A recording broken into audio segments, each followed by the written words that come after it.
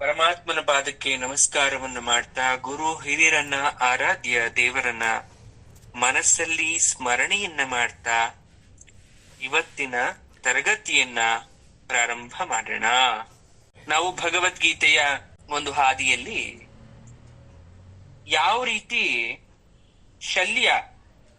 ಶಲ್ಯನ ವಿಚಾರ ಬಂದಾಗ ನಕುಲ ಹಾಗೂ ದುಶ್ಯಾಸನ ಹೋಗಿ ಶಕುನನ ಬಳಿ ಸಹಾಯವನ್ನ ಯಾಚಿಸಿದಾಗ ಅವನ ಉತ್ತರ ಏನಾಗಿತ್ತು ಅನ್ನೋದನ್ನ ನಾವು ತಿಳ್ಕೊಂಡ್ವಿ. ಹಾಗಾದ್ರೆ ಮುಂದೆ ಶಲ್ಯನ ನಡೆ ಏನು? ಇಲ್ಲಿ ಶಲ್ಯ ಸಮಯ ಸಾಧಕತೆ ಮಾಡ್ತಾನೆ, ಅಂದ್ರೆ ಟೈಮ್ ನ ಯುಟಿಲೈಸ್ ಮಾಡ್ಕೊಂತಾನೆ, ಉಪಯೋಗ ಮಾಡ್ಕೊಳೋದು ಅಂತ ಕರಿತೀವಿ. ನಮ್ಮ ಸಮಯ ಕೆಟ್ಟಾಗ ಬೇರೆಯವ್ರು ಏನ್ ಮಾಡ್ತಾರಂತೆ, ಅವ್ರಿಗೆ ಒಳ್ಳೆ ಸಮಯ ಮಾಡ್ಕೊಂತಾರಂತೆ. ಇದು ಎಲ್ರಿಗೂ ಸಾಮಾನ್ಯವಾಗಿ ಮಾತಾಡ್ತಿರ್ತೀರ. ಹಾಗೆ ಶಲ್ಯ ಕೂಡ ಸಮಯವನ್ನ ಸಾಧಿಸ್ತಾ ಇದ್ದಾನೆ. ಯಾವ ರೀತಿ ದಿನಗಳು ಕಳೀತಾ ಇದೆ, ಯುದ್ಧ ಘೋಷಣೆ ಆಗೋಗಿದೆ, ಯುದ್ಧ ಮಾಡೋದು ಅಂತ ನಿರ್ಧಾರ ಆಗಿದೆ, ಕುರುಕ್ಷೇತ್ರ ಅಂತಕ್ಕಂತ ಯುದ್ಧ ಭೂಮಿಯನ್ನ ನಿರ್ಧಾರ ಮಾಡಾಗಿದೆ. ಈ ಕಡೆ ಎರಡೂ ಪಕ್ಷದವರು ತಮ್ಮ ತಮ್ಮ ಸೇನೆಯನ್ನ ಒಗ್ಗೂಡಿಸ್ತಾ ಇದ್ದಾರೆ. ಈ ಕಡೆ ಯುಧಿಷ್ಠಿರನಿಗೆ ಚಿಂತೆ ಶುರುವಾಗೋಯ್ತು. ಯಾರಿಗೆ? ಪಾಂಡವರ ಜ್ಯೇಷ್ಠನಾದಂತಹ ಯುಧಿಷ್ಠಿರನಿಗೆ. ಭಗದತ್ತ ನಮ್ ಕಡೆ ಸಹಾಯಕ್ಕೆ ಬರ್ಲಿಲ್ಲ. ಹೋಗ್ಲಿ, ಮಾವನ ಸ್ಥಾನದಲ್ಲಿ ಇರ್ತಕ್ಕಂಥವನು, ಸೋದರ ಮಾವನ ಸ್ಥಾನದಲ್ಲಿ ಇರ್ತಕ್ಕಂಥ ಶಲ್ಯ ಕೂಡ ನಮ್ಗೆ ಸಹಾಯ ಮಾಡಕ್ ಹೋಗ್ಲಿಲ್ಲ. ನಮ್ಗಿದ್ದಂತ ಭರವಸೆ ಎಲ್ಲ ಇವತ್ತು ಸುಳ್ಳಾಗೋಯ್ತು. ಇನ್ನೇನ್ ಮಾಡ್ಲಿಕ್ ಸಾಧ್ಯ? ಅರ್ಜುನ, ಭೀಮ ಎಲ್ರು ಬರ್ತಾರೆ, ಅಣ್ಣ ಧೈರ್ಯವಾಗಿರೋ, ನಾವಿದ್ದೀವಿ ಅಂತಾರೆ. ಯಾರು ಎಷ್ಟೇ ಧೈರ್ಯ ಕೊಟ್ರು ಮನಸ್ಸ್ಯಾಕೋ ಕೇಳ್ತಾ ಇಲ್ಲ. ಅಷ್ಟರಲ್ಲಿ ಒಂದು ವಿಶೇಷವಾದ ಸಮಾಚಾರ ಯುಧಿಷ್ಠಿರನ ಕಿವಿಗೆ ಬಂದು ಬಿತ್ತು. ಏನದು? ಶಲ್ಯರಾಜ ಸಮಸ್ತ ಸೇನೆಯ ಜೊತೆಗೆ ಕುರುಕ್ಷೇತ್ರಕ್ಕೆ ಬರ್ತಾ ಇದ್ದಾನೆ. ಬೆಚ್ಚ ಬಿದ್ದೋದ ಯುಧಿಷ್ಠಿರ. ನಾವು ಹೋಗಿ ಕರೆದಾಗ ಬರ್ದೇ ಇರ್ತಕ್ಕಂತ ಶಲ್ಯ ಇವತ್ತು ತನ್ನ ಸೇನೆ ಜೊತೆ ಕುರುಕ್ಷೇತ್ರಕ್ಕೆ ಬರ್ತಾ ಇದ್ದಾನೆ ಅಂದ್ರೆ ಏನ್ ಅರ್ಥ? ನಾನು ಪಾಂಡವರ ಕಡೆನೂ ಬರಲ್ಲ, ಕೌರವರ ಕಡೆನೂ ಬರಲ್ಲ, ತಟಸ್ಥನಾಗಿರ್ತೀನಿ ಎಂದವನು ಇದ್ದಕ್ಕಿದ್ದಾಗೆ ಯುದ್ಧ ಭೂಮಿಗೆ ಬರೋದು ಅಂದ್ರೆ ಏನ್ ಅರ್ಥ?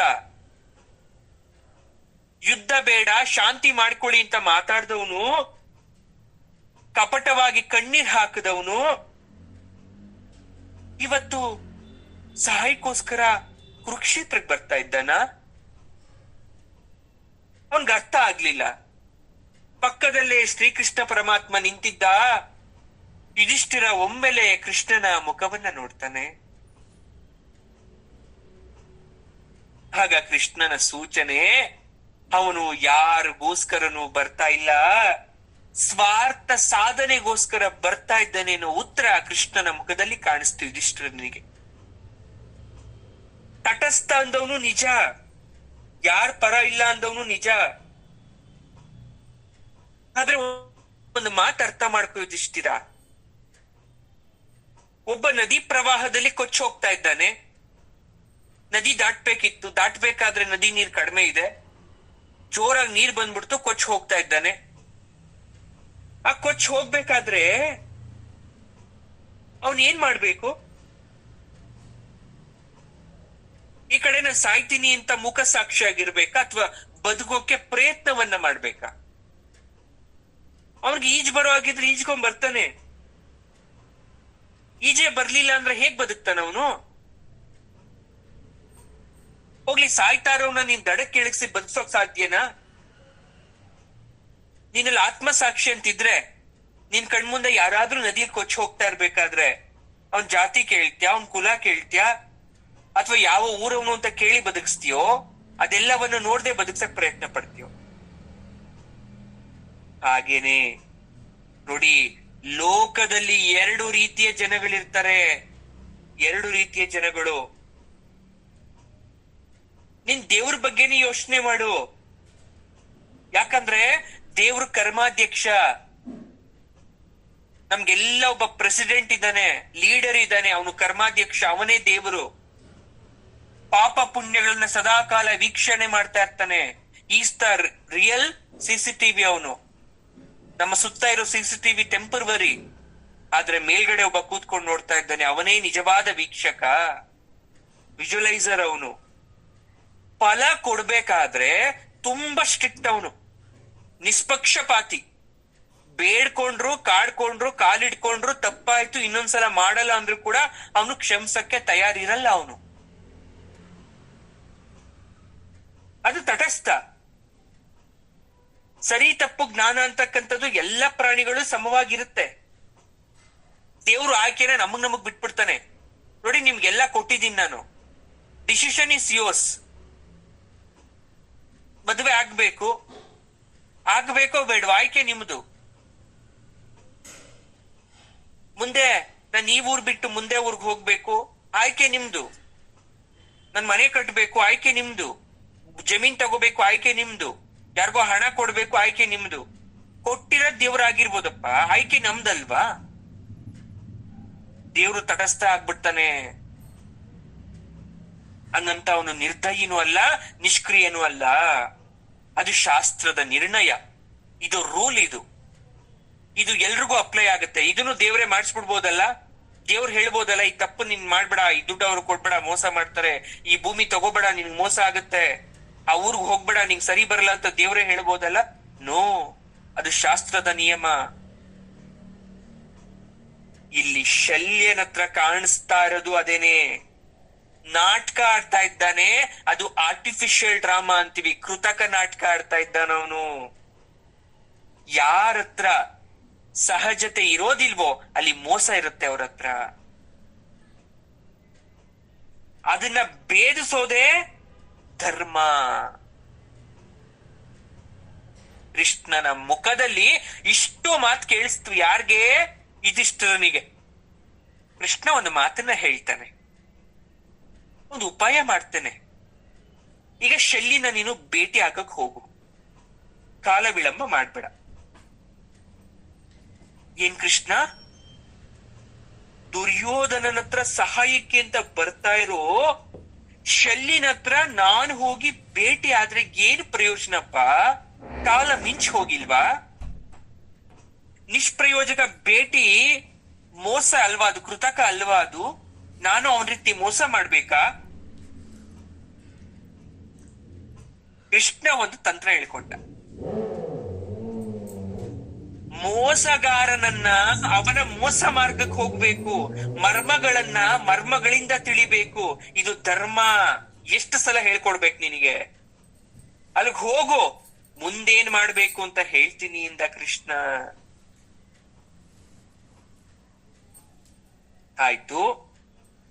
ಈ ಕಡೆ ಯುಧಿಷ್ಠಿರ ಕೃಷ್ಣನ ಮಾತಿಗೆ ಬೆಲೆ ಕೊಟ್ಟು ಹೋಗ್ತಾ ಇದ್ದಾನೆ ಶಲ್ಯನ ಭೇಟಿಗೆ. ಏನಾಗ್ತಾ ಇದೆ ಅಲ್ಲಿ? ಮಾಮ, ನೀನಂತೂ ನನ್ನ ಸಹಾಯಕ್ಕಾಗಿ ಈ ಕಡೆ ಬರ್ತಾ ಇರೋದು ತಿಳಿದು ತುಂಬಾ ಸಂತೋಷ ಆಯ್ತು. ಮೊದ್ಲೇ ಗೊತ್ತಿದ್ರೆ ದಾರಿಯುದ್ದಕ್ಕೂ ಬಿಡಾರ ಹಾಕಿಸ್ತಾ ಇದ್ದೆ, ಉಳ್ಕೊಳ್ಳೋ ವ್ಯವಸ್ಥೆ ಮಾಡ್ತಾ ಇದ್ದೆ, ಊಟ ಉಪಚಾರಗಳ ವ್ಯವಸ್ಥೆ ಮಾಡ್ತಾ ಇದ್ದೆ. ಆಹಾ, ಎಷ್ಟು ದೊಡ್ಡದೇನಪ್ಪ ನಿಂದು. ಅದಕ್ಕೆ ದೊಡ್ಡವ್ರು ಹೇಳಿದ್ದು ನಿಜ ಆಯ್ತು, ಕರುಳ ಸಂಬಂಧ ಯಾವತ್ತೂ ಕೈ ಬಿಡಲ್ಲ ಅಂತ. ಬಂಧು ಬಾಂಧವರು ಯಾವತ್ತು ಕೈ ಬಿಡಲಾರರು ಅಂತ ಹೇಳಿದ್ರು. ಆ ಮಾತು ನಿಜ ಮಾಡ್ಬಿಟ್ನಲ್ಲ ನೀನು. ಬೇಕು ಅಂತ ನೀದಿಷ್ಟ ಈ ಮಾತನ್ನ ಹೇಳ್ದ. ಗೊತ್ತಿತ್ತು ಅವ್ನು ದುರ್ಯೋಧನ ಕಡೆ ಹೋಗ್ತಾ ಇದ್ದಾನೆ ಅಂತ, ಆದ್ರೂ ಈ ಮಾತನ್ನ ಹೇಳ್ದ. ಶಲ್ಯನ ಮುಖ ಪೆಚ್ಚಾಗೋಯ್ತು, ಸಣ್ಣದಾಗೋಯ್ತು ಅವನ ಮುಖ. ಒಂದು ಕ್ಷಣ ಮಾತು ಬರ್ತಾ ಇಲ್ಲ, ಕಣ್ಣಲ್ಲಿ ನೀರಿತ್ತು ಅವನ ಕಣ್ಣಲ್ಲಿ. ಆದ್ರೆ ಏನು ಗೊತ್ತಿಲ್ದಿರೋ ತರ ನಾಟಕ ಮಾಡ್ತಾ ಇದ್ದಾನೆ ಯುಧಿಷ್ಠಿರ. ಅವನ ಮುಖನೇ ನೋಡ್ತಾ ಇದ್ದಾನೆ. ಯಾಕೆ ಮಾತಾಡ್ತಿಲ್ಲ ಮಮ್ಮ? ಕೋಪನ? ನಾನ್ ಸರಿಯಾಗಿ ನಿನ್ಗೆ ಉಪಚಾರ ಮಾಡ್ಲಿಲ್ಲ ಅಂತನ? ಇಲ್ಲೇ ಹೇಳ್ತಾನೆ, ವತ್ಸ ಮಗನೇ, ಒಂದು ಅಚಾತುರ್ಯ ನಡೆದು ಹೋಗಿದೆ ಕಣಪ್ಪ. ಈಗ ಯೋಚನೆ ಮಾಡಿ ಏನು ಪ್ರಯೋಜನ ಇಲ್ಲ. ನಾನ್ ನಿನ್ಗೆ ಉಪಕಾರ ಮಾಡದೇ ಇರುವಂತ ಗೊಂದಲದಲ್ಲಿ ಸಿಕ್ಕಾಕೊಂಡ್ಬಿಟ್ಟಿದೀನಿ. ಏನಂತ ಹೇಳಿ ನಿನಗೆ? ಅಚಾತುರ್ಯನಾ? ಗೊಂದಲನ? ಯಾಕೆ?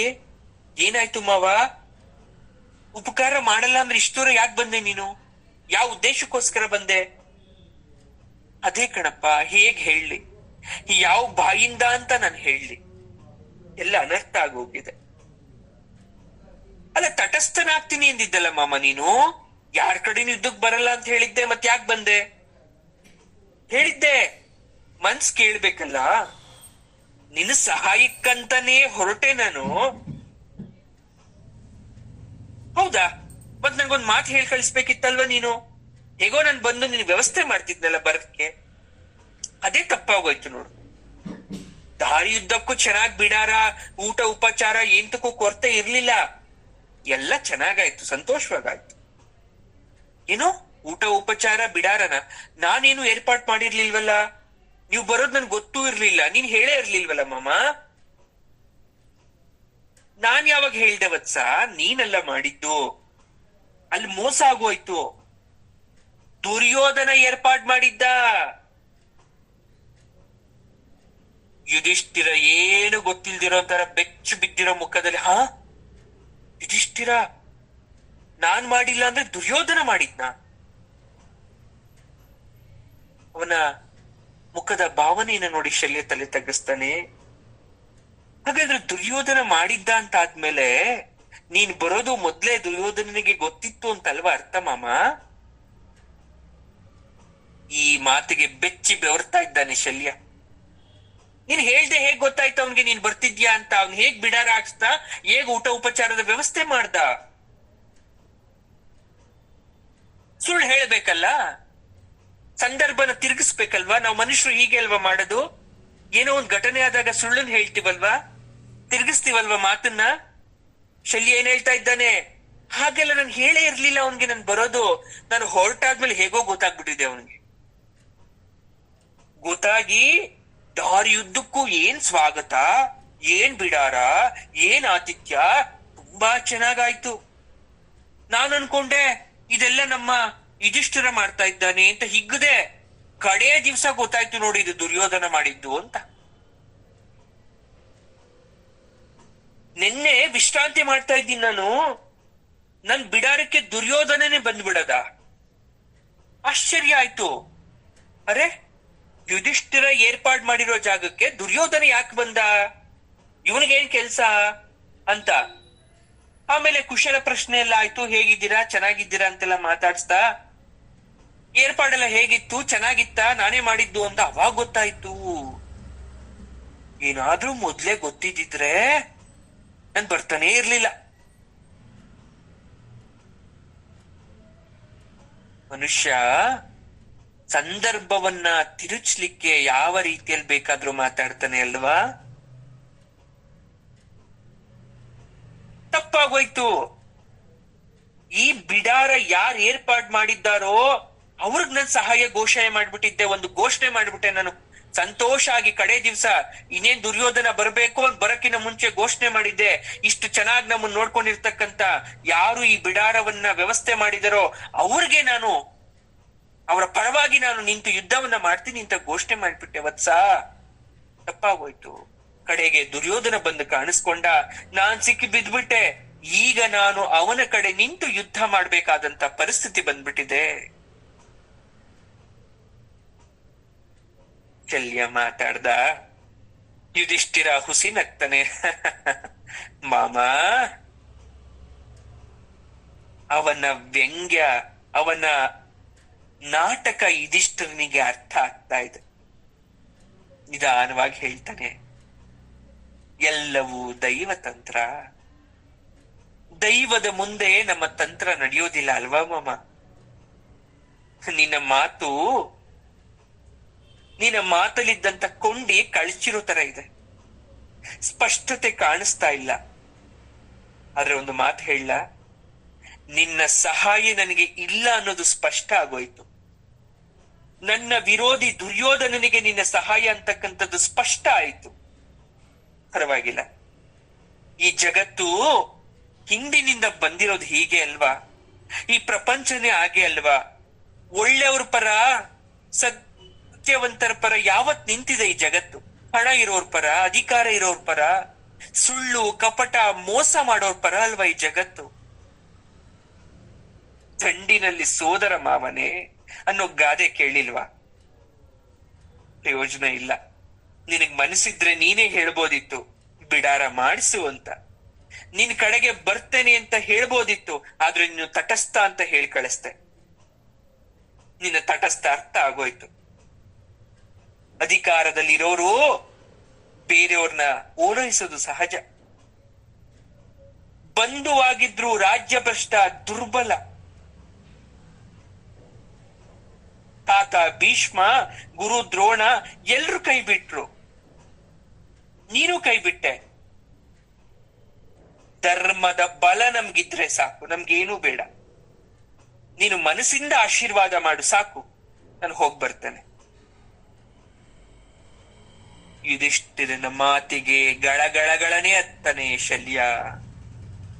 ಯುಧಿಷ್ಠಿರನನ್ನ ತಬ್ಬಿಕೊಳ್ತಾನೆ. ಮಾತು ಬಿಗಿ ಆಯ್ತು, ಉಸಿರು ಕಟ್ ಹೋಯ್ತು. ನಿಧಾನವಾಗಿ ಮಾತನ್ನ ಆರಂಭ ಮಾಡಿದ ಶಲ್ಯ. ವತ್ಸ, ಒಬ್ಬರು ನಿಂದನೆಗೊಳಗಾಗೋದು, ಒಬ್ಬರು ಪ್ರಶಂಸೆ ಒಳಗಾಗೋದು ವಿಧಿಯ ಕ್ರೂರತನ. ಒಬ್ಬರನ್ನ ಹೊಗಳಿದ್ರೆ ಒಬ್ಬರನ್ನ ತೆಗಳುತ್ತೆ ಈ ಜಗತ್ತು. ನಾನು ಎಂತ ಗೋಜಲ್ ಸಿಗಾಕೊಂಡೆ. ಇದೆಲ್ಲ ಮೊದಲೇ ಯಾರೋ ಪೂರ್ವ ತಂತ್ರ ಮಾಡಿ ನನ್ನ ಸಿಗಾಕ್ಸಿರೋ ತರ ಇದೆ. ಕ್ಷತ್ರಿಯನಿಗೂ ಧರ್ಮ ಇದೆ ಕಣಪ್ಪ. ಮಾತ್ ಕೊಟ್ಟ ಮೇಲೆ ಪಶ್ಚಾತ್ತಾಪ ಒಂದೇ ದಾರಿ.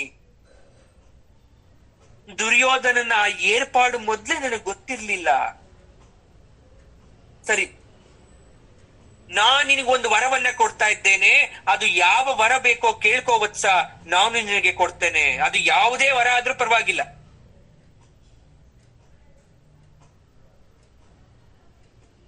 ಅವನ್ ಕೇಳ್ದ, ಬಾ ನಮ್ಮ ಪಕ್ಷಕ್ಕೆ ಅಂತ ಹೋದೆ. ನನ್ಗೇನ್ ಗೊತ್ತಿತ್ತು ಹೀಗಾಗುತ್ತೆ ಅಂತ. ಸರ್ವ ಸೈನ್ಯಕ್ಕೆ ನೀನೇ ಪ್ರಧಾನಿ ಸೇನಾನಿ ಆಗು ಅಂತ ಕೇಳ್ಬಿಟ್ಟ. ನನ್ ವಿಧಿ ಇಲ್ದೆ ಆಗ್ಲಿ ಇಲ್ದೆ ನನ್ ತಪ್ಪಿದೆ. ಮೊದ್ಲು ಯುಧಿಷ್ಠಿರನ್ನ ಭೇಟಿ ಮಾಡಿ ಆಮೇಲೆ ಬರ್ತೀನಿ ಅಂತ ಹೇಳ್ಬೇಕಿತ್ತು. ಆದ್ರೆ ಅವನಿಗೆ ಮಾತ್ರ ವರ ಕೊಟ್ಟೆ ಅಂತಲ್ಲ, ನಿನಗೂ ಒಂದು ವರವನ್ನ ಕೊಡ್ತಾ ಇದ್ದೇನೆ. ಅವನು ಕೇಳಿರೋ ವರವನ್ನ ಬಿಟ್ಟು ಯಾವ ವರವನ್ನ ಬೇಕಾದ್ರೂ ಕೇಳು ಯುಧಿಷ್ಠಿರ, ನಾನು ಕೊಡ್ತೇನೆ. ಆಗ ಯುಧಿಷ್ಠಿರ ಹೇಳ್ತಾನೆ, ಮಾಮ, ನೀನು ಶತ್ರುಗಳ ಗುಂಪಿಗೆ ಸೇರ್ಕೊಂಡ್ಮೇಲೆ ನೀನು ಯಾವ ವರವನ್ನ ಕೇಳ್ತ್ಯಾ? ನಾನು ಯಾವ ವರವನ್ನ ಕೊಡ್ಲಿ? ವರ ಕೊಟ್ರು ನಿಷ್ಪ್ರಯೋಜನ ಆಗಲ್ವಾ? ಅದು ಇನ್ನೇನು ಉಳ್ದಿಲ್ಲ. ನೀನು ಆಶೀರ್ವಾದ ಮಾಡು ಸಾಕು ಅನ್ನಲ್ಲ. ಯಾಕಂದ್ರೆ ಆಶೀರ್ವಾದದ ಬೆಲೆ ತಿಳಿದವನು ನಾನು. ವರದ ಬೆಲೆ ಅಲ್ಲ. ಆಶೀರ್ವಾದ ಯಾವ ರೀತಿ ನಮ್ಮನ್ನ ಕಾಪಾಡುತ್ತೆ ಅನ್ನಕ್ಕೆ ಸಾಕ್ಷಿ ನಮ್ಮ ವನವಾಸ. ಆ ವನವಾಸದಲ್ಲಿ ಪರಮಾತ್ಮನ ಋಷಿ ಮುನಿಗಳ ಆಶೀರ್ವಾದ ಇಲ್ಲ ಅಂದಿದ್ರೆ ನಾವಿವತ್ತಿಲ್ಲಿ ನಿಂತ್ಕೊಳಕ್ ಆಗ್ತಾ ಇರ್ಲಿಲ್ಲ. ವರಕ್ಕಿಂತ ಆಶೀರ್ವಾದ ದೊಡ್ಡದು. ಪರಮಾತ್ಮ ನಮ್ಮ ಕಣ್ಣು ಮುಂದೆ ಬಂದಿದ ತಕ್ಷಣ ಏನ್ ಬೇಕು ಅಂತೀರಾ? ವರ ಕೇಳ್ತೀರಾ. ಆದ್ರೆ ಪರಮಾತ್ಮ ಬಂದಿದ ತಕ್ಷಣ ನೀನ್ ಆಶೀರ್ವಾದ ಮಾಡು ಅಂತ ಕೇಳ್ಬೇಕು, ವರವನ್ನಲ್ಲ. ಹಾಗನ್ಬೇಡ ವತ್ಸ. ನೀನು ಧರ್ಮ ಬಿಡದೆ ಇರೋನು, ನಿನಗೇ ಜಯ. ನಾನು ಮನಸ್ಸಿನಿಂದ ಆಶೀರ್ವಾದ ಮಾಡ್ತೇನೆ. ನನ್ನ ಆತ್ಮ ತೃಪ್ತಿಗೋಸ್ಕರನಾದ್ರೂ ವರವನ್ನ ಕೇಳ್ಕೋಬಾರ್ದ? ನಾನು ವರವನ್ನ ಕೊಟ್ಟು ನನ್ನನ್ನ ನಾನು ಸಮಾಧಾನ ಮಾಡ್ಕೊಂತೇನೆ. ನನಗಾ ಕೇಳ್ಕೊ. ಯೋಚನೆ ಮಾಡ್ತೇನೆ, ಯುಧಿಷ್ಠಿರ ಯಾವ ವರವನ್ನ ಕೇಳಿ ನಾನು? ಆಗ ಕೃಷ್ಣ ಹೇಳಿದ್ದೊಂದು ಮಾತು ನೆನಪಾಗೋಯ್ತು. ತಲೆ ಎತ್ತಿ ಶಲ್ಯನ ಮುಖ ನೋಡ್ತಾನೆ. ಅಲ್ಲಿ ವಿಕಾರತೆ ಕಾಣಿಸ್ಲಿಲ್ಲ ಅವನಿಗೆ. ಇವನನ್ನು ಏನಾದ್ರೂ ಮಾಡಿ ಧರ್ಮ ಸಂಕಟದಲ್ಲಿ ಸಿಗಿಸ್ಬೇಕು ಅಂತ ವರವನ್ನ ಕೇಳಬೇಕಲ್ಲ ಅಂತ ಯುಧಿಷ್ಠಿರ ಆಲೋಚನೆಯನ್ನ ಮಾಡ್ತಾನೆ. ಸ್ವಲ್ಪ ಹೊತ್ತು ಯೋಚನೆ ಮಾಡಾದ್ಮೇಲೆ, ಮಾಮ, ಒಂದು ಮಾತನ್ನ ಕೇಳಿದ್ದೆ, ಅದು ನಿಜ ಅಲ್ವಾ? ಏನ್ ಮಾತಪ್ಪ? ದೊಡ್ಡವರು ಕೊಟ್ಟ ಮಾತನ್ನ ಯಾವತ್ತೂ ಹಿಂದ್ಗಡೆ ತಗೊಳಲ್ವಂತೆ. ಆದ್ರೆ ಯಾಕೋ ನನ್ ಸಂದೇಹ ಬರ್ತಿದೆ, ಇತ್ತೀಚೆಗೆ ಎಲ್ಲವೂ ಬದಲಾಗ್ಬಿಟ್ಟಿದೇನೋ ಅಂತ. ಇಲ್ಲ, ಯಾವತ್ತು ಕೊಟ್ಟ ವರವನ್ನ ಹಿಂದಕ್ಕೆ ತಗೊಳಲ್ಲ ವತ್ಸ. ಯಾಕೆ ಆ ರೀತಿ ಅನುಮಾನ? ನೀನ್ ಕೇಳ್ಬೇಕಾಗಿರೋ ವರವನ್ನ ನೀನ್ ಕೇಳು. ಸರಿ, ಕೌರವರ ಕಡೆ ಯಾರ್ಯಾರು ಇದ್ದಾರೆ ಅಂತ ಗೊತ್ತಲ್ಲ ನಿನ್ಗೆ? ಗೊತ್ತು. ಈಗ ಮತ್ತೆ ಕೇಳ್ತಾ ಇದ್ಯಾ? ವರ ಕೇಳಿ ನೀನ್ ಸಾಕು. ನಿಧಾನವಾಗಿ ಚಿಂತಿಸಿ ವರವನ್ನ ಕೇಳು. ಏನ್ ಕೇಳಿದ್ರು ಸರಿ ಕೊಡ್ತೀನಿ ಅಂತಾನೆ. ಸರಿ, ವರವನ್ನ ಕೇಳ್ತೆ. ಕಷ್ಟ ಆಗಬಹುದೇನೋ ನಿನಗೆ ಕೊಡಕ್ಕೆ, ಆದ್ರೂ ನಾನು ಕೇಳ್ತೇನೆ. ಏನ್ ಭಯಂಕರವಾದ ಪ್ರಶ್ನೆ ಕೇಳ್ತಾ ಇದ್ಯಾ ಅಥವಾ ಭಯಂಕರವಾದ ಒಂದು ವರವನ್ನ ಕೇಳ್ತ್ಯಾ? ನನಗ್ ಸಂಕಟ ಆಗದನ್ನ ಏನಾದ್ರು ಕೇಳ್ತ್ಯಾ ನೀನು? ಭಯ ಪಡ್ಬೇಡ, ಕೇಳು. ಒಂದು ಮಾತು, ದುರ್ಯೋಧನನಿಗೆ ಹಳುಬ್ರು ಹೊಸಬ್ರು ಅಂತಕ್ಕಂಥ ಭೇದ ಇಲ್ಲ ಅನ್ಸತ್ತೆ. ಇಲ್ಲಿ ನಿನ್ನ ಸರ್ವ ಸೇನಾ ನಾಯಕನಾಗಿ ಆರಿಸ್ತೀನಿ ಅಂತ ಬಂದು ನಿನ್ನ ಹತ್ರ ಮಾತಾಡ್ದ ಅಂತ ಹೇಳ್ದಲ್ಲ, ನೀನೇನಾದ್ರೂ ಸರ್ವ ಸೇನಾನಿ ಆಗ್ಬಿಟ್ರೆ ಭೀಷ್ಮ ದ್ರೋಣರ ನಂಬಿಕೆ ಇಲ್ಲ ಅಂತ ಆಯ್ತಲ್ವಾ? ಅವ್ರಿಬ್ರ ಮೇಲೆ ನಂಬಿಕೆ ಇಲ್ಲ ಅಂತ ಆಯ್ತಲ್ವಾ? ಹಾಗೆ ಅದ್ ಹೇಗೆ ನಿನ್ನ ಅವನು ಸರ್ವ ಸೇನಾನಿಯಾಗಿ ಮಾಡ್ತಾನೆ ಮಾಮ? ಅಲ್ಲಪ್ಪ, ನನ್ಗೆ ಅವ್ರ ನಂಬಿಕೆ ಕಟ್ಕೊಂಡು ಏನಾಗ್ಬೇಕು? ನಿನಗ್ ಬೇಕಾಗಿರೋ ವರ ಕೇಳೋ. ಅದನ್ ಕೇಳ್ತೀನಿ, ಮೊದ್ಲು ನಾನು ಪ್ರಶ್ನೆ ಉತ್ತರ ಬೇಕಲ್ವಾ? ಹಾಗಾಗಿ ಆ ನೀಚನ ಸೇನಾಧಿಪತ್ಯ ಒಪ್ಕೊಂಡಿದ್ದೀನಿ ಅಂತ ನಿನ್ ಬೇಸರ ಆಗ್ತಾ ಇಲ್ವಾ? ಆಶ್ಚರ್ಯ ಆಗ್ತಾ ಇಲ್ವಾ? ಹೌದು, ಮಾತು ಕಟ್ಟಿಬಿದ್ದೆ ಅಂತ ಹೇಳ್ದೆ ನೀನು. ಆದ್ರೆ ಒಂದು ಸಲ ಯೋಚನೆ ಮಾಡಿ ಮಾಮ, ಧರ್ಮ ಸಂಕಟ ಅನ್ನೋದು ಬರೋದೇ ಹಾಗೆ. ನಾವು ವನವಾಸಕ್ಕೆ ಯಾಕೆ ಹೋಗ್ಬೇಕಾಗಿತ್ತು? ಧರ್ಮ ಸಂಕಟದಿಂದ. ಅದು ಮುಗ್ದೋಗಿರೋ ಕತೆ. ಆದ್ರೂ ನೀನು ಸೇನಾಪತಿ ಆಗ್ತಕ್ಕಂಥ ಸಂದರ್ಭದಲ್ಲಿ ನೀನಿತ್ತ ವರವನ್ನ ನಾನು ಕೇಳ್ಕೊಳ್ಬೇಕಾಗಿದೆ. ಅವನು ಬಾಯಿ ಮಾತಿಗೆ ಹೂ ಅಂತೆ ನಾನ್ ಕೇಳ್ತೀನಿ, ನೀನ್ ಬಾಯಿ ಮಾತಿಗೆ ಹೂ ಒಂದು ಕಡೆಗೆ ಅದರ ನಡೆಸ್ಕೊಡ್ಲಿಲ್ಲ ಅಂದ್ರೆ ಅದು ಧರ್ಮ ಭ್ರಷ್ಟ ಆಗತ್ತೆ. ನೀ ಸರ್ವಸೇನಾಗಿ ಆಗಕ್ಕಿಂತ ಮುಂಚೆ ಭೀಷ್ಮ ಆಗ್ಬೇಕು, ಭೀಷ್ಮ ಆದ್ರೆ ದ್ರೋಣ ಆಗ್ಬೇಕು. ನೀನ್ ಹೇಗ್ ಆಗ್ತೀಯ ಮಾಮ ಅಂತ ನಗ್ತಾನೆ ಯುಧಿಷ್ಠಿರ. ಯಾಕೆ ಈ ಮಾತನ್ನ ಹೇಳ್ದ ಅಂದ್ರೆ, ಅವನ ಮನಸ್ಸನ್ನ ವಿಚಲಿತ ಮಾಡಿ ದುರ್ಯೋಧನನ ಮೇಲೆ ಜಿಗುಪ್ಸೆ ಬರ್ಸ್ಬೇಕು. ಅಲ್ಲಿರುವಂತ ವೀರ ಸೇನಾದಿಗಳನ್ನ ಬಿಟ್ಟುಬಿಟ್ಟು ಹೊರಗಡೆಯಿಂದ ಬಂದಿರ್ತಕ್ಕಂಥ ನಿನಗೆ ಪಟ್ಟ ಕೊಡಕ್ಕಾಗತ್ತಾ? ಈ ಮಾತನ್ನೆಲ್ಲ ಕೇಳಿ ಶಲ್ಯನಿಗೆ ತಲೆ ತಿರುಗ್ತಾ ಇದೆ. ಇದೇನ್ ಸೋದರಳಿಯ ವರ ಕೇಳು ಅಂದ್ರೆ ಈ ರೀತಿ ನನ್ನನ್ನ ಇಕ್ಕಟ್ಟಿ ಸಿಗಾಕ್ಸ್ತಾ ಅಂತ ಹೇಳ್ತಾ ಅವನ ಮನಸ್ಸೆಲ್ಲ ಕದಡೋಯ್ತು. ಹೋಗ್ಲಿ, ಯಾವ ವರ ಕೇಳ್ತಾನೆ ಅನ್ನೋ ಭಯ ಶುರುವಾಗೋಯ್ತು. ಇದೆಲ್ಲ ಯೋಚನೆ ಮಾಡಿರ್ಲಿಲ್ವಲ್ಲ ವತ್ಸ? ಈಗೇನ್ ಮಾಡೋ ಆಯ್ತು? ಅವನಿಗೆ ವರ ಬೇರೆ ಕೊಟ್ಬಿಟ್ಟಿದೀನಿ, ಏನ್ ಮಾಡೋದು? ನನ್ಗೂ ವರ ಕೊಡ್ತೀನಿ ಅಂದಿದ್ಯಲ್ಲ, ಈಗ್ಲಾದ್ರೂ ಯೋಚನೆ ಮಾಡು. ನಾನು ಏನಾದ್ರೂ ಕೇಳಿದ್ರೆ ಕೊಡ್ತೀಯಾ? ನಡೆಸ್ತೀನಿ ನಿಜವಾಗ್ಲು? ವತ್ಸ, ಹೆದರ್ಸ್ಬೇಡ. ದುರ್ಯೋಧನನಿಗೆ ಕೊಟ್ಟಿರ್ತಕ್ಕಂಥ ವರವನ್ನ ಬಿಟ್ಟು ನನ್ನ ಪ್ರಾಣವನ್ನಾದ್ರೂ ಕೇಳಿ ಕೊಟ್ಬಿಡ್ತೀನಿ. ಪ್ರಾಣವನ್ನ ಕೊಡೋದ್ ಬೇಡ. ಭೀಷ್ಮ ದುರ್ಯೋಧನ ಬಿಡಲಾರ, ಮುದುಕ ಮನಸ್ಸಿಟ್ಟು ಯುದ್ಧವನ್ನ ಮಾಡಲಾರ. ದ್ರೋಣ ಗುರು ಅಷ್ಟೇನೆ. ಕರ್ಣನ ಸರದಿ ಬರುತ್ತೆ. ಕರ್ಣ ಅಂದಿದ ತಕ್ಷಣ ಛೇ, ಆ ಸೂತ ಪುತ್ರನ ಹೆಸರನ್ನ ಹೇಳ್ಬೇಡ. ಅವನೇ ಅಂಗರಾಜ್ಯಾಧಿಪತಿ. ನಿನಗಿಂತ ಮೊದಲು ದುರ್ಯೋಧನನ ಆಶ್ರಿತ. ಅವನ ಸೇನಾಪತಿತ್ವ ಬಂದ ಮೇಲೆ ನಿನಗ್ ಸಿಗೋದು, ಅರ್ಥ ಮಾಡ್ಕೊಂಡ್ಬಿಡು. ಯಾವಾಗ ಕರ್ಣನ ಸೇನಾಧಿಪತ್ಯ ಅಂದಿದ ತಕ್ಷಣ ಶಲ್ಯ ಕುಗ್ಗೋದ.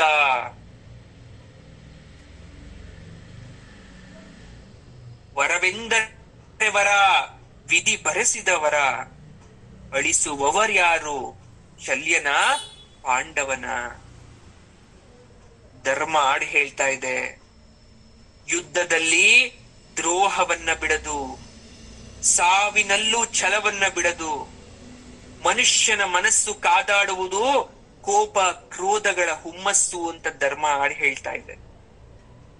ಯಾವಾಗ ಯುಧಿಷ್ಠಿರ ಧರ್ಮರಾಯ ಕರ್ಣನ ಸೇನಾಧಿಪತ್ಯವನ್ನ ಹೇಳಿದ್ನೋ ಶಲ್ಯನ ಉತ್ಸಾಹ ಎಲ್ಲ ಇಳ್ದು ಹೋಯ್ತು.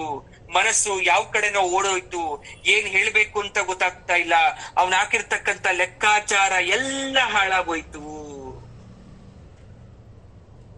ಸ್ವಂತ ಸೋದರಳಿಯರಿಗೆ ಸಬೂಬ್ ಹೇಳಿ ಸುಳ್ಳು ಹೇಳಿ ಕೌರವರ ಪಕ್ಷಕ್ಕೆ ಸೇರ್ಕೊಂಡಿದ್ದು ಸಮಯ ಸಾಧನೆಗೋಸ್ಕರ, ದುರ್ಯೋಧನನಿಂದ ಲಾಭ ಆಗುತ್ತೆ ಅನ್ನೋ ಉದ್ದೇಶಕ್ಕೋಸ್ಕರ,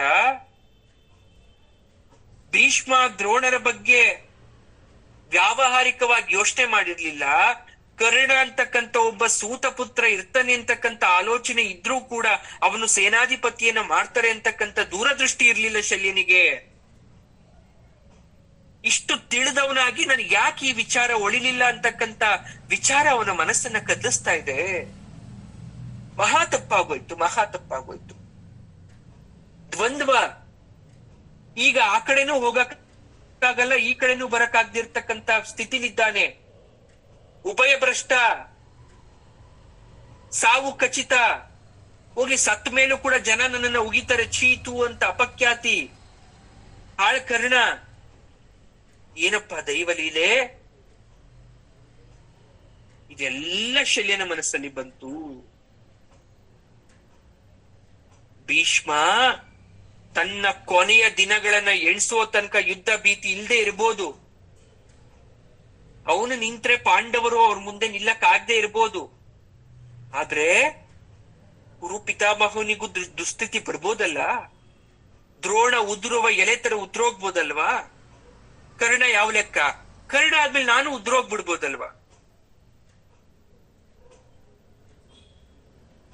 ಇದೆಲ್ಲವನ್ನ ನೆನೆಸಿ ಶಲ್ಯನ ಕಣ್ಣಿನಿಂದ ಕಣ್ಣೀರು ಬರ್ತಾ ಇದೆ. ಅವನನ್ನ ನೋಡಿ ಯುಧಿಷ್ಠಿರ ಹೇಳ್ತಾನೆ, ಮಾಮ ಯಾಕೆ ಹೇಳ್ತಾ ಇದ್ದೀಯಾ? ನನ್ ವರ ಕೇಳೋದು ಹೆಚ್ಚಾಗಿ ಹೋಗ್ತಿದ್ಯಾ? ಬೇಡ ಬಿಡು, ವರ ಕೇಳಲ್ಲ, ಆಶೀರ್ವಾದ ಮಾಡು ಸಾಕು, ಹೋಗ್ ಬರ್ತೇನೆ. ವತ್ಸ, ಯಾಕಪ್ಪ ನನ್ನ ಮನಸ್ಸನ್ನ ಈ ರೀತಿ ನೋಡ್ತಾ ಇದ್ಯಾ? ನನ್ನನ್ನ ನಾನೇ ಸುಟ್ಕೊಳ್ತಾ ಇದ್ದೇನೆ. ನಾನೆಂತ ಆಪತ್ತಿನಲ್ಲಿ ಸಿಕ್ಕಾಕೊಂಡಿದ್ದೀನಿ ಗೊತ್ತಾ? ಪೇಚಾಟ ಆಗ್ತಾ ಇದೆ. ಬರೀ ಕರ್ಣ ಸಾರಥ್ಯದ ಪ್ರಶ್ನೆ ಅಲ್ಲ ಇದು. ಯುದ್ಧದಲ್ಲಿ ನಾನು ಭಾಗವಹಿಸ್ಬೇಕೋ ಬೇಡವೋ ಅನ್ನೋ ಪ್ರಶ್ನೆ ಬರ್ತಾ ಇದೆ. ತೆಪ್ಪಗೆ ನನ್ನ ರಾಜ್ಯದಲ್ಲಿ ನಾನು ಇದ್ದಿದ್ರೆ ನನ್ನ ಕೊನೆ ದಿನಗಳನ್ನ ಸಂತೋಷವಾಗಿ ಕಳೀತಾ ಇದ್ದೆ. ಆದ್ರೆ ಈ ಕುರುಕ್ಷೇತ್ರಕ್ಕೆ ಬರ್ಬೇಕಿತ್ತ? ಈ ಕಾಲ ಪುರುಷ ಯಾಕೆ ನನ್ನನ್ನ ಕರ್ಕೊಂಬಂದ ಇಲ್ಲಿಗೆ? ನನ್ಗೆ ಯಾಕೆ ಬೇಕಿತ್ತು ಇದೆಲ್ಲ? ದುರ್ಯೋಧನನಿಗೂ ನನಗೂ ಯಾವ ಸಂಬಂಧ ಇತ್ತು? ಕರ್ಣ ನನಗೆ ಯಾವ ನೆಂಟ? ವಿಧಿ ಯಾಕೆ ನನ್ನನ್ನ ತಂದೆ ನಿಲ್ಲಿಸ್ತು? ಮಾಮ, ನಾನು ನಿನ್ನನ್ನ ತುಂಬಾ ಕೆಣಕಿ ನೋಯಿಸ್ಬಿಟ್ಟೆ ಅನ್ಸತ್ತೆ ಮಾಮ, ಕ್ಷಮಿಸು. ನನ್ನ ಸ್ಥಿತಿಯಲ್ಲಿ ನಾನು ಮಾತಾಡ್ದೆ. ನಾನು ಇನ್ ನಿಲ್ತ್ಕೊಳಲ್ಲ. ನೀನ್ ನೋಡಿದ್ನಲ್ಲ, ನಿನ್ ಆಶೀರ್ವಾದ ಸಿಕ್ತಲ್ಲ, ಹೋಗ್ ಬರ್ತೇನೆ ಅಂತ ಹೊರಳಿಕ್ಕೆ ಸಿದ್ಧನಾಗ್ತೇನೆ ಯುಧಿಷ್ಠಿರ. ಆಗ ಅವನನ್ನ ತಡೆದು, ವತ್ಸ ಹೋಗ್ಬೇಡ, ನಿಲ್ಲು. ನನ್ನ ಮನಸ್ಸು ತುಂಬಾ ಅಶಾಂತವಾಗಿದೆ. ಈಗ ನೆಮ್ಮದಿ ಬೇಕು. ಆ ನೆಮ್ಮದಿಯನ್ನ ನೀನು ಮಾತ್ರ ನೀಡಬಲ್ಲೆ. ಸ್ವಲ್ಪ ನಿಂತು ಸಮಾಧಾನದ ಮಾತಾಡ್ತೀಯಾ? ನಿನ್ನ ಗೊಂದಲದಿಂದ ನಿನ್ನನ್ನ ಪಾರು ಮಾಡುವ ಶಕ್ತಿ ನನಗಿಲ್ಲ. ಇನ್ನು ನೀನು ಕರ್ಣ ಸಾರಥ್ಯ ಮಾಡಿದ್ರು ಸರಿ, ಬಿಟ್ರು ಸರಿ, ನಿನ್ನ ವರ ನನಗೆ ಬೇಡ. ನಾನು ಊರ್ಗ್ ಹೋಗಕ್ಕಾಗಲ್ಲ, ಇಲ್ಲಿ ಇರಕ್ಕಾಗಲ್ಲ. ನಿನ್ನ ಚುಚ್ಚು ಮಾತುಗಳನ್ನ ಆಡ್ದೆ ನನ್ ಸಮಾಧಾನದ ಮಾತನ್ನ ಆಡ್ತೀಯ. ನಿನ್ನ ವರ ಏನು? ನಾನು ಕರ್ಣನ ಸಾರಥಿ ಆಗಬೇಕು ಅಂತನ? ಆ ಸೂತ ಪುತ್ರನ ಸಾರಥಿ ಆಗಬೇಕು ಅಂತನ ನಿನ್ನ ವರ? ಆಯ್ತು, ನಾನೊಪ್ಪಿದೆ ನಿನ್ನ ವರಕ್ಕೆ. ಇದನ್ನ ಬಿಟ್ಟು ನಾನು ನಿನಗೆ ಇನ್ನೇನೇನೋ ಕೊಡಲಾರೆ. ಆ ಕರ್ಣನ ಸಾರಥ್ಯವನ್ನ ನಾನು ವಹಿಸ್ಕೊಂತೇನೆ. ನೀನು ಯೋಚನೆ ಮಾಡಿರ್ತಕ್ಕಂಥ ರೀತಿ ಮೊದಲೇ ನನಗೆ ಯೋಚನೆ ಬಂದಿದ್ರೆ ನಾನಿವತ್ತಿಲ್ಲಿಗೆ ಬರ್ತಾ ಇರ್ಲಿಲ್ಲ. ಭೀಷ್ಮ ದ್ರೋಣರಿದ್ದ ಬಳಿಕ ದುರ್ಯೋಧನನಿಗೆ ಜಯ ಅಂತಕ್ಕಂಥ ಭ್ರಮೇಲ್ ನಾನು ಬಂದ್ಬಿಟ್ಟೆ. ಅವರು ಮನಸ್ಸಿಟ್ಟು ಯುದ್ಧ ಮಾಡಲ್ಲ ಅಂತಕ್ಕಂಥ ವಿಚಾರ ನನಗೆ ಗೊತ್ತಿರ್ಲಿಲ್ಲ. ಧರ್ಮಕ್ಕೆ ಜಯ, ಈಗ ನನ್ಗೆ ವಿಶ್ವಾಸ ಗಟ್ಟಿ ಆಗ್ತಾ ಇದೆ. ಅಧರ್ಮದ ಕಡೆ ನಾನಲ್ಲ, ಇಡೀ ಜಗತ್ತೇ ನಿಂತು ಗೆಲ್ಲಲ್ಲ. ಶಲ್ಯನ ಮಾತನ್ನ ಕೇಳಿ ಯುಧಿಷ್ಠಿರನಿಗೆ ಅಚ್ಚರಿಯಾಗೋಯ್ತು. ಈವರೆಗೂ ಇಂಥ ನಿಶ್ಚಯಕ್ಕೆ ಬರಲ್ಲ ಅಂತ ಅನ್ಕೊಂಡಿದ್ದವನು ಧರ್ಮ ಅಂತಕ್ಕಂಥ ಶಬ್ದವನ್ನು ಉಪಯೋಗ ಮಾಡಿ ಧರ್ಮಕ್ಕೆ ಜಯ ಅಂದ್ಬಿಟ್ಟಲ್ಲ ಇವನು. ಭೀಷ್ಮನ ಸೇನಾನಿತ್ವದಲ್ಲಿ ಕೌರವರ ಜಯ, ಪಾಂಡವರ ನಾಶ ಅಂತ ಅನ್ಕೊಂಡಿದ್ದವನು, ಮತ್ತೆ ಪಾಂಡವರು ವನವಾಸಕ್ಕೆ ಹೋಗ್ಬೇಕು ಅಂತ ಹೇಳಿದ್ದವನು, ಅಥವಾ ಯುದ್ಧದಲ್ಲಿ ಸಾಯ್ಬೇಕು ಅಂತ ಲೆಕ್ಕಾಚಾರ ಹಾಕಿದಂತ ಮಾವ ಇವತ್ತು ಈ ಮಾತನಾಡ್ತಾ ಇದ್ದಾನ? ಇಷ್ಟು ಬೇಗ ಮನಸ್ಸು ಬದಲಾವಣೆ ಆಗೋಯ್ತಾ? ಮಾತಾಡ್ಸ್ತಾನೆ ಶಲ್ಯನ್ನ. ಮಾವಯ್ಯ, ಶ್ರೀ ಕೃಷ್ಣ ಯಾರು ಅಂತ ಗೊತ್ತಾ ನಿನಗೆ? ಬೆಚ್ಚಿದ. ಕೃಷ್ಣನ ಹೆಸರು ಕೇಳಿ ಯಾರು ಅಂತ ಗೊತ್ತಾಗಿದ ತಕ್ಷಣ ಬೆಚ್ಚಿ ಹೇಳ್ತಾನೆ, ವತ್ಸ, ಯುದ್ಧ ಪ್ರಸಂಗದಲ್ಲಿ ಕೃಷ್ಣ ನಿಮ್ಮ ಪರ ಇದ್ದಾನೆ ಅನ್ನೋ ವಿಚಾರವನ್ನ ಮರೆತು ದೊಡ್ಡ ತಪ್ಪನ್ನ ಮಾಡಿದೆ ನಾನು. ಅವನು ತಟಸ್ಥ ಅನ್ನೋ ಭ್ರಮೆಯಲ್ಲೇ ಉಳ್ಕೊಂಡ್ಬಿಟ್ಟೆ ನಾನು. ಯುದ್ಧ ಭೂಮಿಗೆ ಅವನು ಕಾಲಿಡಲ್ಲ ಅಂತ ಅನ್ಕೊಂಡ್ಬಿಟ್ಟಿದ್ದೆ ನಾನು. ಈಗ ಗೊತ್ತಾಯ್ತು, ನಿನ್ನ ಸೋದರ ಅರ್ಜುನನ ಸಾರಥ್ಯವನ್ನ, ರಥ ಸಾರಥ್ಯವನ್ನ ವಹಿಸ್ಕೊಂತಾನೆ ಅಂತ. ಅವನು ಅಲ್ಲಿ ಸುಮ್ಮನೆ ಇದ್ರೆ ಸಾಕು, ನಿನಗೇ ಜಯ. ಯುಧಿಷ್ಠಿರ ಕೆಣಕ್ಬೇಕಲ್ವಾ? ಆ ಕರ್ಣನ ಪರಾಕ್ರಮದ ಮುಂದೆ ನಮಗೆ ಯಾವ ಜಯ ಮಾಮ? ಮತ್ತೆ ಕೆಣಕ್ತಾ ಇದೆಯಾ ನನ್ನನ್ನ? ಹೌದು, ಅವನು ಪರಾಕ್ರಮಿನೇ ಇರ್ಬೋದು, ಆದ್ರೆ ಗುರು ಶಾಪಗ್ರಸ್ತ, ಭಾರದ್ವಾಜರಿಂದ ಶಾಪ ಪಡೆದಂತವನು, ಜಂಬಕೋರ, ಯೋಗ್ಯತೆಗೆ ಮೀರಿದ ಮಹತ್ವಾಕಾಂಕ್ಷಿ, ದುರ್ಯೋಧನನ ಹೊಗಳು ಬಟ್ಟ, ಗುರು ಹಿರಿಯರನ್ನ ದ್ವೇಷ ಮಾಡೋವನು, ಪ್ರಚಾರ ಪ್ರಿಯತೆ ಇರೋವನು. ಅವನಿಂದ ಕೌರವ ಸೇನೆಯಲ್ಲಿ ಜಾತಿ ಯುದ್ಧ ಶುರುವಾಗೋಗಿದೆ. ಅವನ ತನಕ ಯುದ್ಧ ಬಂದ್ರೆ ಈ ಮಾತು, ಮುಂಚೆ ಮುಗಿದ್ರೆ ಏನು ಹೇಳಕ್ಕಾಗಲ್ಲ. ಮುಂಚೆ ಅಂದ್ರೆ ಭೀಷ್ಮ ದ್ರೋಣ ಇರ್ಬೇಕಾದ್ರೇನೆ ಇಡೀ ಕೌರವ ಸೇನೆ ನಾಶ ಆಗೋದ್ರೆ ಒಂದು ರೀತಿಯಾದಂತ ಯುದ್ಧ ಜಯ ಆಗತ್ತೆ. ಕೃಷ್ಣಾರ್ಜುನ ಜೋಡಿ ಏನನ್ನ ಸಾಧಿಸ್ತು ಅಂತಕ್ಕಂಥದ್ದು ಇತಿಹಾಸ ಪುಟದಲ್ಲಿ ಬರೀತಾರೆ. ಭೀಮ ಸಮಸ್ತ ಕೌರವರನ್ನ ಕೊಂದು ಮುಗಿಸೋದು ಇನ್ನೊಂದು ಸಂಭವ. ಯುದ್ಧದಲ್ಲಿ ಯಾವ ರೀತಿ ಜಯ ಬರುತ್ತೆ ಅಂತ, ಭೀಮ ಒಬ್ನೇ ಗೆಲ್ಲಬಹುದು ಅಥವಾ ಕೃಷ್ಣಾರ್ಜುನರ ಜೋಡಿ ಯುದ್ಧವನ್ನ ಗೆಲ್ಲಬಹುದು.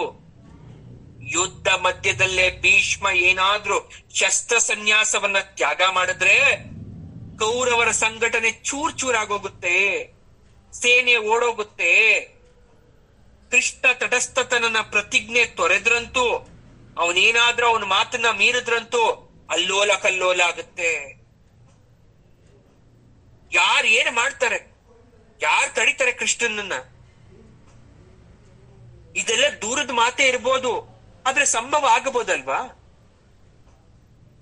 ನನಗೆ ಯುದ್ಧ ಬೇಕಾಗಿಲ್ಲ ವತ್ಸ, ಗೌರವ ಬೇಕು ನನಗೆ, ನಿವೃತ್ತಿ ಬೇಕು. ಯಾವ ಕಡೆ ಹೋಗ್ಲಿ ಅಂತ ಯೋಚನೆ ಮಾಡ್ತಾ ಇದ್ದೀನಿ.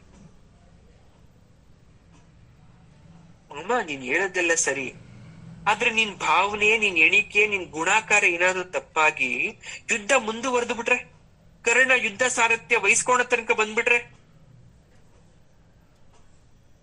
ನನ್ಗಾಗ ಅನ್ನಿಸ್ತಾ ಇಲ್ಲ. ಕೃಷ್ಣ ಬಲು ಉಪಕಾರಿ, ಹಾಗೆ ಉಪಾಯಗಾರ ಕೂಡ. ದ್ರೋಣ ಭೀಷ್ಮರನ್ನ ಉರುಳಿಸ್ಬಿಡ್ತಾನೆ. ವಿಧಿ ಇಲ್ಲದೆ ಕರ್ಣನನ್ನ ಮುಗಿಸ್ತಾನೆ. ಆಗ್ಲೇ ನೀ ಸಂದರ್ಭ ಬರೋದಲ್ವ ಮಾಮ? ಭೀಷ್ಮ ದ್ರೋಣ ಹೋದ್ರು ಅಂದ್ರೆ ಕರ್ಣ ಬರ್ತಾನಲ್ಲ, ಕರ್ಣ ಬಂದ್ಮೇಲೆ ನೀನ್ ಅವನ ಸಾರಥಿ ಆಗ್ಬೇಕಲ್ಲ. ಛೇ ಛೇ, ನಿಲ್ಲಿಸು. ಅದಕ್ಕೊಂದು ಉಪಾಯವನ್ನ ಹೇಳು, ನಾನ್ ಆ ರೀತಿ ಬರಲಾರೆ. ಶಲ್ಯ ತಲೆ ತಗ್ಗಿಸ್ತಾನೆ. ಯಾಕಂದ್ರೆ ಯುಧಿಷ್ಠಿರನಿಗೆ ವರ ಕೊಟ್ಟಾಗೋಯ್ತು. ಕರ್ಣನ ಸಾರಥಿ ಆಗ್ತೀನಿ ಅಂತ. ಯುಧಿಷ್ಠಿರನ ವರ ಪೂರ್ತಿ ಆಗ್ಬೇಕಲ್ವಾ, ಅದಕ್ಕಾದ್ರೂ ಕರ್ಣ ಸೇನಾಧಿಪತಿ ಆಗ್ಲೇಬೇಕಿತ್ತಲ್ಲಿ. ದುರ್ಯೋಧನನ ಕಡೆ ನಿಂತರೂ ಕೂಡ ಪ್ರಯೋಜನ ಇರದೇ ಇರ್ತಕ್ಕಂಥ ಸ್ಥಿತಿ. ವಿಧಿ ಏನನ್ ಮಾಡುತ್ತೋ ಮಾಡ್ಲಿ, ಆವರೆಗ್ ನಾನು ಕಾಯ್ತೇನೆ. ಅರ್ಜುನನ ಬಾಣ ಏನಾದ್ರೂ ನನ್ನನ್ನು ಇರಿದ್ರೆ ಎಲ್ಲ ಗೊಂದಲಗಳಿಗೆ ತೆರೆ ಮುಗಿಯುತ್ತೆ. ಇರ್ಲಿ, ನೀನು ಹೊರಡು, ಮುಂದಿನ ಭೇಟಿ ಯುದ್ಧಾಂಗಣದಲ್ಲಾಗ್ಲಿ ವತ್ಸ. ಯುಧಿಷ್ಠಿರ ಬಾಗಿ ನಮಸ್ಕಾರವನ್ನ ಮಾಡ್ತಾನೆ. ಶಲ್ಯನ ಕಂಗಳಲ್ಲಿ ಮತ್ತೆ ನೀರು ಬರುತ್ತೆ. ನಿಧಾನವಾಗಿ ಎದ್ದು ಯುಧಿಷ್ಠಿರನನ್ನ ಅಪ್ಪಿ ಹೇಳ್ತಾನೆ, ವತ್ಸ, ಮನುಷ್ಯನಿಗೆ ಕಷ್ಟಗಳು ಬರೋದು ಸಾಮಾನ್ಯ. ಆ ಕಷ್ಟಗಳು ಬಂದಂತ ಸಂದರ್ಭದಲ್ಲಿ ಯಾರೆಲ್ಲ ಧರ್ಮದ ಪಾಲನೆ ಮಾಡ್ತಾರೆ ಅವರಿಗೆ ನಿಮ್ಮ ಹಾಗೆ 14 ವರ್ಷ ಕಷ್ಟ ಇದ್ರೂ ಕೂಡ ಕಡೆಗೆ ಜಯ ಸಿಗುತ್ತೆ, ಕಾಪಾಡುತ್ತೆ. ಯಾಕಂದ್ರೆ ಅಧರ್ಮ ರಕ್ಷಿಸಲ್ಲ, ಧರ್ಮ ಉಳಿಸುತ್ತೆ. ತಾತ್ಕಾಲಿಕ ಕಷ್ಟಗಳೆಲ್ಲ ಮಂಜಿನಂತೆ ಕರಗುತ್ತೆ. ವನವಾಸ ಅಜ್ಞಾತವಾಸಗಳು ಬಂದ್ರೂ ಕೂಡ ಮತ್ತೆ ರಾಜ್ಯಪ್ರಾಪ್ತಿ ಆಗುತ್ತೆ. ನೀನು ಧರ್ಮವನ್ನ ಆಯ್ಕೆ ಮಾಡ್ದೆ, ಈಗ ಧರ್ಮ ನಿನ್ನನ್ನ ಕಾಪಾಡುತ್ತೆ, ಹೋಗಿ ಬಾ. ಒಂದು ಕತೆ ಹೇಳ್ದ, ಒಂದು ಒಳ್ಳೆ ಕತೆ ಹೇಳ್ದ ಆ ಮೂಮೆಂಟ್ ಅಲ್ಲಿ. ಆ ಕತೆ ತುಂಬಾ ಕಡೆ ಅದನ್ನ ಮೆನ್ಷನ್ ಮಾಡಿಲ್ಲ. ಏನ ಕತೆ, ಹಿಂದೆ ಒಂದು ಕಾಲದಲ್ಲಿ ದೇವಲೋಕದ ಬಗ್ಗೆ ಗೊತ್ತು. ಇಂದ್ರನಿಂದ ದೇವಗುರು ಆದಂತಹ ಬೃಹಸ್ಪತಿಗಳಿಗೆ ಅವಮಾನ ಆಗೋಗುತ್ತೆ. ಒಮ್ಮೆ ಇಂದ್ರನ ಸಭೆಯಲ್ಲಿ ಎಲ್ಲ ಋಷಿಮುನಿಗಳು ಕೂತಿರ್ತಾರೆ. ಹಾಗೆ ಗುರುವಾದಂತಹ ಬೃಹಸ್ಪತಿಗಳು ಕೂತಿದ್ದಾರೆ. ಇಂದ್ರನಿಂದ ಅವಮಾನಿತ ಆಗೋಯ್ತು. ಗುರುಗಳು ಬಂದಿದ ತಕ್ಷಣ ಸಿಂಹಾಸನದಿಂದ ಮೇಲೆದ್ದು ಗುರುಗಳಿಗೆ ನಮಸ್ಕಾರ ಮಾಡ್ಬೇಕಾಗಿರ್ತಕ್ಕಂಥದ್ದು ದೇವತೆಗಳಿಂದ ಹಿಡಿದು ಶಾಲೆಯಲ್ಲಿರ್ತಕ್ಕಂಥ ಸಾಮಾನ್ಯ ವಿದ್ಯಾರ್ಥಿಗಳ ತನಕ ಬಂದಿರೋ ಅದು ರೂಢಿ. ಬೃಹಸ್ಪತಿಗಳು ದೇವಲೋಕವನ್ನ ಪ್ರವೇಶ ಮಾಡ್ತಾ ಇದ್ದಾರೆ. ಇಂದ ಸಿಂಹಾಸನ ರೂಢರಾಗಿ ಕೂತಿದ್ದಾರೆ. ಹಾಗೂ ಎಲ್ಲ ಉಳಿದ ಅಷ್ಟ ದಿಕ್ಪಾಲಕರ ಸಹಿತವಾಗಿ ಬೇರೆ ಗುರುಗಳು ಕೂಡ ಕೂತಿದ್ದಾರೆ, ಸಪ್ತರ್ಷಿಗಳು ಕೂತಿದ್ದಾರೆ. ಗುರುಗಳು ಬಂದ್ರು, ಅಷ್ಟ ದಿಕ್ಪಾಲಕರು ಎದ್ರು, ಸಪ್ತರ್ಷಿಗಳು ಎದ್ರು, ಎಲ್ಲರೂ ನಮಸ್ಕಾರವನ್ನ ಮಾಡಿದ್ರು. ಆದ್ರೆ ದೇವಲೋಕ ಇಂದ್ರ ಮೇಲೇಳಲೇ ಇಲ್ಲ.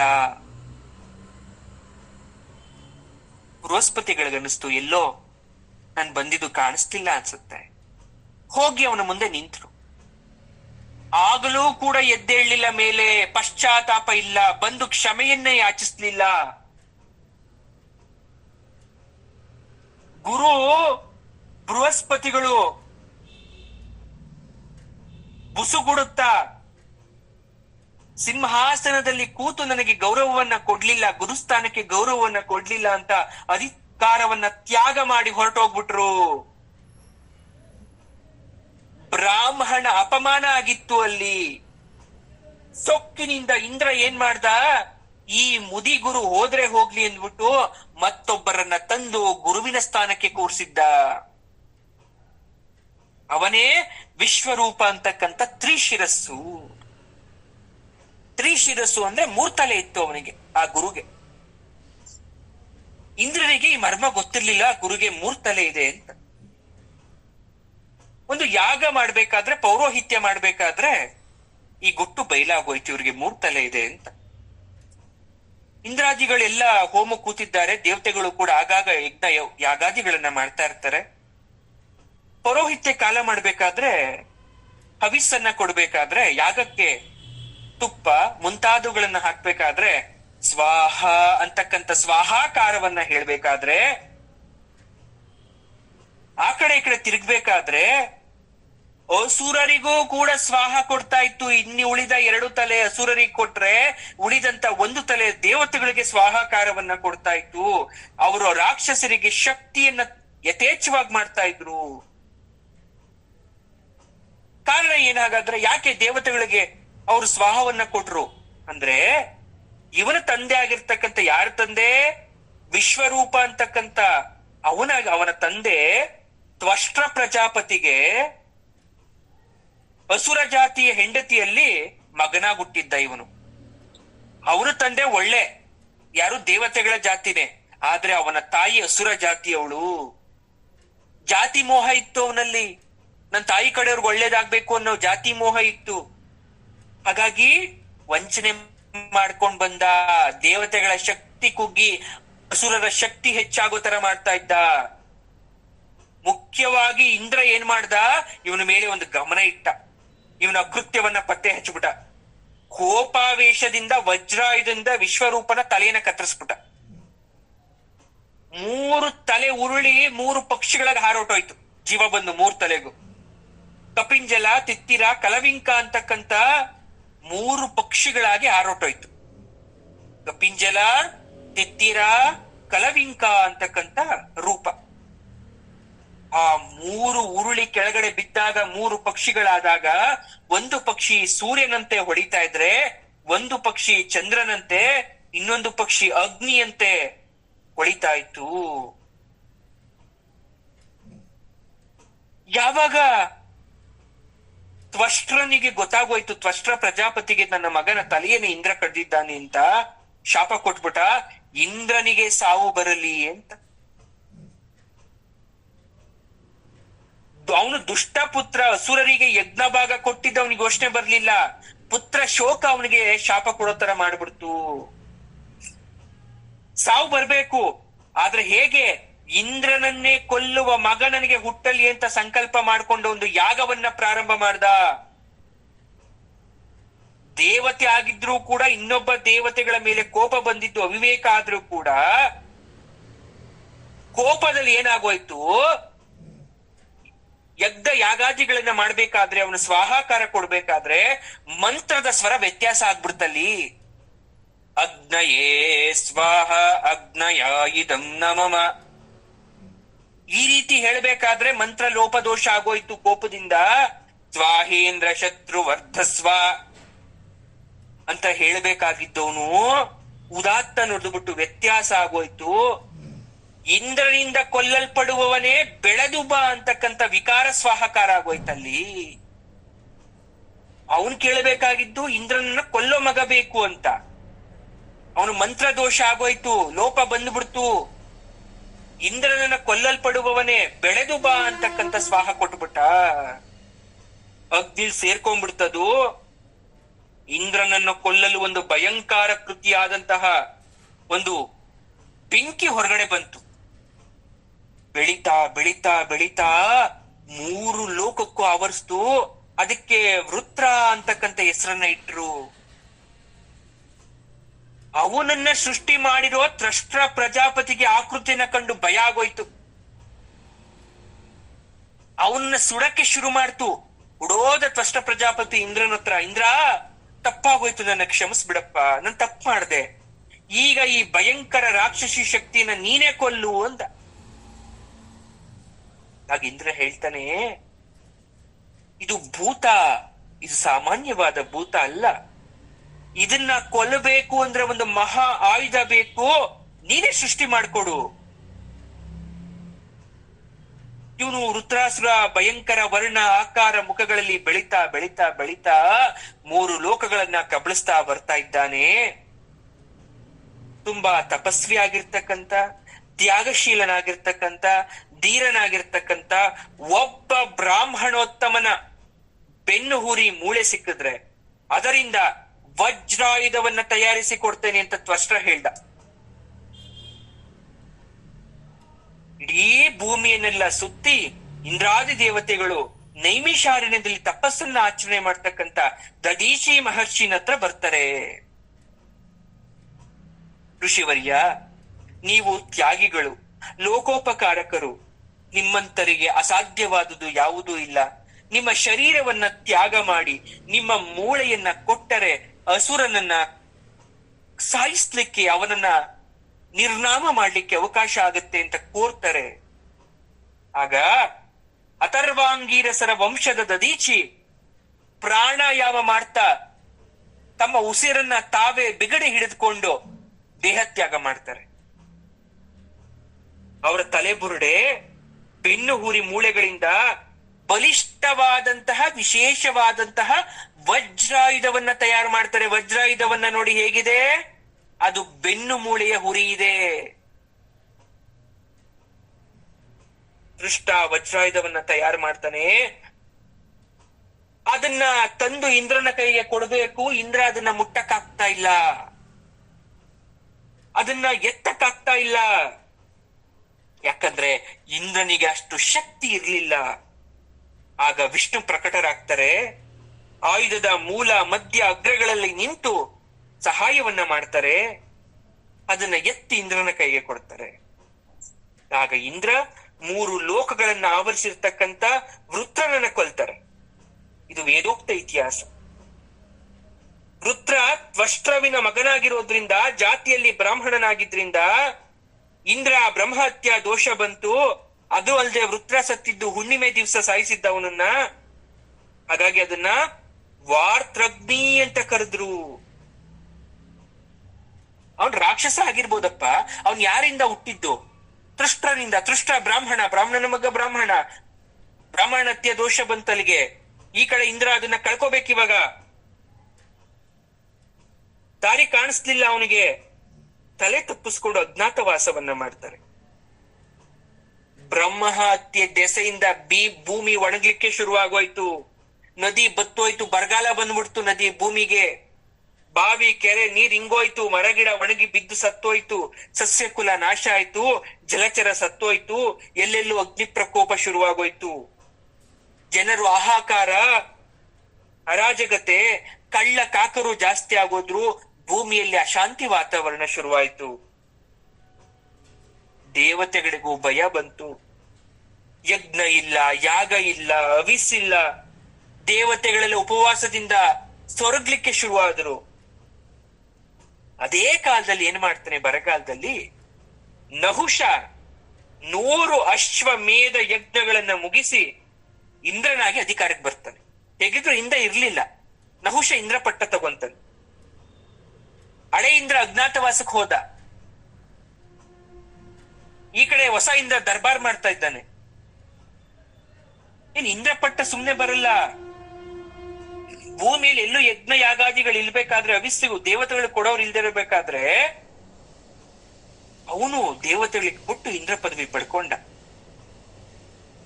ಸರಿ, ದೇವತೆಗಳೆಲ್ಲ ಸಭೆ ನಡೆಸಿದ್ರೆ ಏನ್ ಮಾಡೋದು? ನಹುಷ ರಾಜರ್ಷಿ ಆಗಿದ್ದಾನೆ. ಈಗ 100 ಅಶ್ವಮೇಧ ಮಾಡಿದ್ದಾನೆ. ಆ 100 ಅಶ್ವಮೇಧ ಯಾಗದ ಪ್ರತಿಫಲ ಅವನಲ್ಲಿ ತೇಜಸ್ಸು ತುಂಬಿದೆ, ಯಶಸ್ಸು ತುಂಬಿದೆ. ಅಲ್ಲದೆ ಧಾರ್ಮಿಕನಾಗಿದ್ದಾನೆ. ಇಂದ್ರಪಟ್ಟಕ್ಕೆ ಬಾ ಅಂತ ಕರ್ಕೊಂಬಂದ ಅವನನ್ನು ಇಂದ್ರಪಟ್ಟ ಕೊಡ್ತರು ಎಲ್ಲ ಋಷಿ ಮುನಿಗಳು. ಹಾಗಾದ್ರೆ ಕರ್ದಿದ ತಕ್ಷಣ ಒಪ್ಕೊಂಡ್ಬಿಡ್ಲಿಲ್ಲ ಅವನು ನಹುಷ. ಯಾಕಂದ್ರೆ ಅಲ್ಲಿ ಪಿತೃ ದೇವತೆಗಳು ಕೂಡ ಇದ್ರು. ನಾನು ಅರ್ಹನಲ್ಲಪ್ಪ. ದೇವತೆಗಳು ನಿತ್ಯ ಬೆಳಗೋರು, ಅವರು ಶಕ್ತಿ ಇರೋರು. ನನ್ ಮನುಷ್ಯ ರೂಪಿ, ನಾನ್ ನಿತ್ಯ ಬೆಳಗಲ್ಲ. ನನಗೆ ಹಸಿವು ಬಾಯಾರಿಕೆಗಳಿಂದ ಸಂಕಟ ಆಗುವಂತ ಮನುಷ್ಯ ನಾನ್ ಹೇಗ್ ಬರ್ಲಿ ಅಂದ್ರು. ಉದಾರರಾಗಿ ದೇವೇಂದ್ರತ್ವ ಪಟ್ಟ ಕೊಡ್ತಾ ಇದ್ದೀರಾ, ಆದ್ರೆ ನಾನು ಹೇಗೆ ಹಾಳ್ಲಿ?